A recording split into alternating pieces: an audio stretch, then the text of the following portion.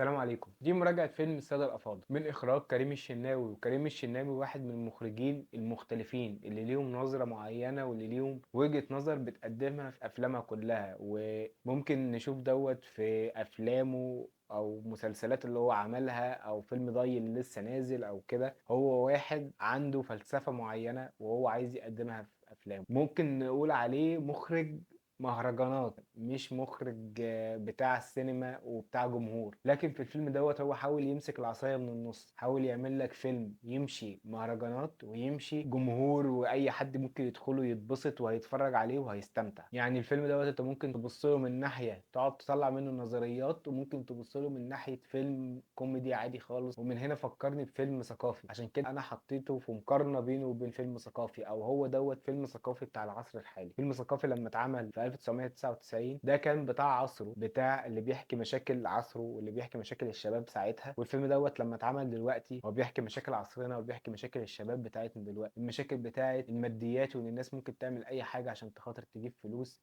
المشاكل بتاعت العيال السرسجية والصيع اللي مش لاقيين اي حاجة ممكن يعملوها في حياتهم، ولا حتى عندهم مهنة يشتغلوها، ولا عندهم اي حاجة، اللي بيلعب كرة على فلوس، واللي قاعد عواطلي في البيت، واللي بيحاول اللي عايز يسرق البوسط عشان خاطر يعرف يجيب فلوس ويعيش بيها. محمود اصلا اسمه محمود العواطلي، اللي هو تقريبا احسن شخصية في الفيلم، كان اطيب شخصية في الفيلم. بعد ما شفنا الفيلم كله اكتشفنا ان هو الوحيد الكويس اللي في الفيلم، قايم بدوره ميشيل ميلاد. بجد محمود العواطلي ديت احلى شخصية موجودة في الفيلم، وفكرني بنفسي اصلا عشان ممكن اكون انا محمود العواطلي في يوم من الايام، او انا هو محمود العواطلي حاليا. فالفيلم لمس الوضع الحالي بتاع البلد وبتاع الشباب، وقادرين نشوف دوت في مثلا شخصية محمد شاهين اللي طلع من القرية ومش عايز يرجع لها، ومستعر حتى يعرف خطيبته على أهله عشان خاطر هم فلاحين مثلا. بنشوف دوت في القرية اللي هي مش قرية ريفية 100% ومش مدينة 100%، هي بين الوسط بين القرية والمدينة. وده اللي احنا بنشوفه دلوقتي، هو ده الواقع بتاعنا. أي قرية دلوقتي بقت نص نص، ما بقتش قرية بنسبة 100%، ما بقاش اللي هو كله عنده أراضي وكله بيزرع وكده. لا، بقى في جزء كبير من القرى دلوقتي عايشه زي عيشه المدينه، اللي شغال شغلانه حكوميه او اللي شغال شغلانه خاصه. ما بقاش في الارض بتاعت زمان، ما بقاش في الفلاحه، ما بقاش في الحاجات دي. فهي الموضوع عبثي لدرجه واقعيه. حياتنا عموما هي حياه عبثيه بكل شكل وبكل ما تحمل الكلمه. يعني احنا عايشين مش عارفين الثانيه اللي جايه دي هيحصل فيها ايه، وهو دوت اللي حصل في الفيلم. انت مش عارف ايه اللي هيحصل،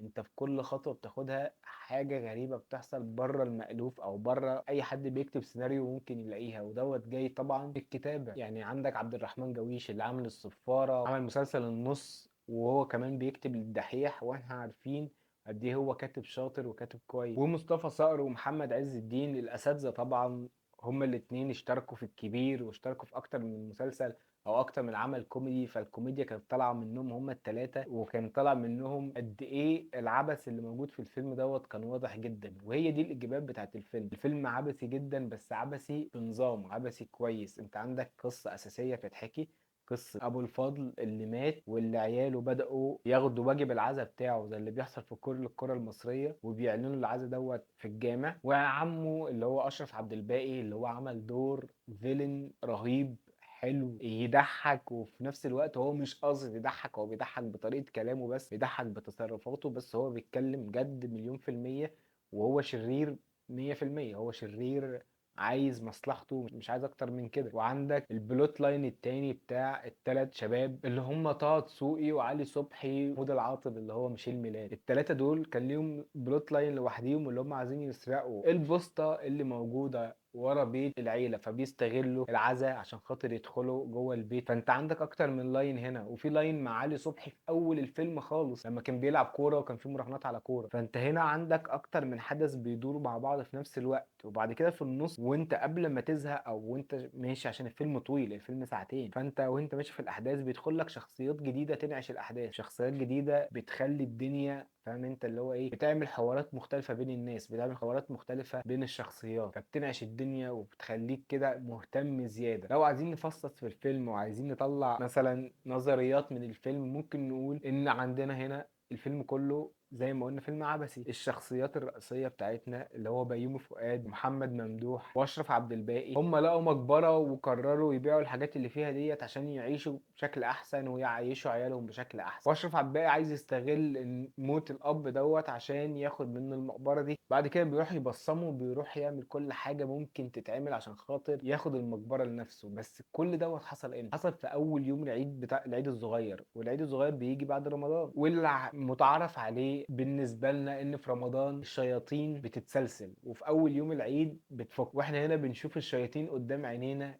اللي بيشرب خمره، واللي بيشرب حشيش، واللي عايز يسرق اخوه، واللي عايز يموت ناس، واللي عايز يعمل حاجات كلها بلاوي بتطلع. دول شياطين اللي هم بدأوا يطلعوا ويظهروا ونشوفهم قدامنا. فده اسقاط، واسقاط اللوحه اللي في اول الفيلم خالص، اللوحه خلق ادم. بس اللوحه الاصليه خلق ادم كان المفروض الاله بيدي الحياه لادم عشان يعيش على الارض. عندنا هنا جايه بالعكس، عشان خاطر الاب نفسه هو اللي موجود مكان ادم هنا، هو بينقل لهم لعنه الفراعنه، اللعنه اللي هتصيبهم كلهم في الفيلم. الفيلم كله بيدور تقريبا في يوم واحد بس، بنشوف فيه كل حاجة ممكن تتشاف. ومن الحاجات التانية كمان اللي عجبتني نهاية الفيلم خالص، لما شفنا الموميا على شكل الفزاعة ديت اللي بتخوف الغربان عشان خاطر تطير من على المحاصيل وما تروحش تبوظ في المحاصيل. فالموميا هنا قعدت بتضحك على اللي هم عملوه ومصيرهم واللي هم وصلوه. وممكن نطلع من الفيلم اكتر من كده بكتير، انا مش عايز اتكلم اكتر من كده في دي، بس انا عايز ادخل على السلبيات عشان مع الاسف الفيلم فيه سلبيات. وفي وجهة نظري السلبيات هنا الشخصيات الكتير قوي اللي احنا ما قفلناش قصصهم واللي ما فهمناش هم بيعملوا ايه. يعني عندك شخصية مبروك او محمد جمال اللي هو كان شغال مطعم الحواوشي، ما اعرفش يعني فجأة شفنا منه قدرات خارقة ما عرفناش جاية منين ولا عمل كده ازاي ولا اتوضحت لنا. في حاجات كتير بقى من دوت على مدار الفيلم، شخصيات كتير خدت قرارات بعيد عن شخصيتها اللي احنا شفناها. شخصيات كتير فجأة ظهرت وفجأة اختفت من غير ما نعرف هم كانوا موجودين ليه اساسا، مع ان الفيلم كان فيه اهتمام بالتفاصيل. يعني